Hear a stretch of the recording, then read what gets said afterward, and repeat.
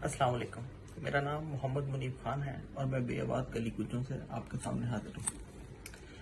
यूँ तो किबला यूसुफी साहब बरसों पहले लिख गए थे कि झूठ की 3 किस्में होती हैं, झूठ, सफ़ेद झूठ और अदाद-ओ-शुमार। लेकिन हमें किसी के लिखे पे ऐसे एतबार क्यों आता? झूठ और सफ़ेद झूठ की तो चलो बात समझ आती है, लेकिन ये अदाद-ओ-शुमार तो इतनी अरकरेदी से आला दिमाग मुरतब करते हैं, तो इन्हें झूठ क्यों समझा जाए? लिहाजा मैं एक अरसे तक अपने तई यूसुफी साहब से बदगुमान रहा, लेकिन अब एहसास हुआ है कि बहुत सी बदगुमानियों की वजह महज अपनी कम इल्मी होती है, और ये मेरी कम इल्मी थी जो इस बात पे यूसुफी साहब से बदगुमान रहा। इसलिए जैसे ही मौजूदा हुकूमत का तारीखी बजट सामने आया, यूसुफी साहब के सिक्का मुदाहों में एक का इजाफा हो गया। क्योंकि यूसुफी साहब जन्नत के किसी बाग में बैठे बदजुबान यूसुफी की महफिल सजाए हुए भी हमारे इस एहसान का बदला नहीं चुका सकते, इसलिए हम खुद ही ऐलान करते हैं कि हम किसी बदले के ख्वाह नहीं हैं। अलबत्ता हुकूमत से एक अच्छे बजट के ख्वाह थे जो अदाद-ओ-शुमार की सूरत में मिल गया।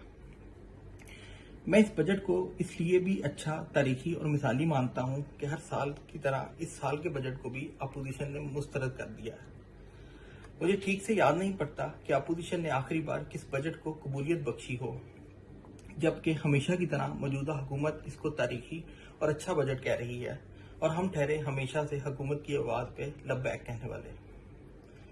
लिहाजा हम मानते हैं कि अदाद-ओ-शुमार के एतबार से ये एक मिसाली बजट है। खुदारा अब अदाद-ओ-शुमार का जिक्र होते ही यूसुफी साहब की कहीं बात बारे न सोचने लग जाइएगा। ये बजट मिसाली यूं है कि हमें याद नहीं पड़ता कि आखिरी बार कब सरकारी मुलाजमीन की तनख्वाहों में इजाफे के बगैर कोई बजट पेश किया गया। अलबत्ता अब याद रहेगा कि ऐसा बजट 2020 में पेश किया गया, यूं एक नई मिसाल कायम हो गई। बहुत से लोगों को इन हालात में दिफाई बजट भरने पे भी एतराज है, हालांकि उनका ये एतराज बिल्कुल बेमायनी है। जिस तरह इदारे की अस्करी मसरूफियात के साथ साथ सियासी जिम्मेदारियां बढ़ती जा रही हैं, इसके लिए 11% का इजाफा कुछ ज्यादा नहीं। वजाहत के लिए अर्ज कर दूं कि अभी 2-3 रोज कबल ही बिल गेट्स ने फोन पे सिपा सलार से पोलियो मुहिम जोई बारे तबादला ख्याल किया। गोया ये नाम का दिफाई बजट है और दरअसल ये अवामुन नास के लिए है। बाद लोगों का ख्याल है कि बजट से इनको इसलिए मायूसी हुई कि हुकूमत ने अपने पिछले साल के अहदाफ को कई फीसद घटाकर नए अहदाफ मुतय्यन कर लिए।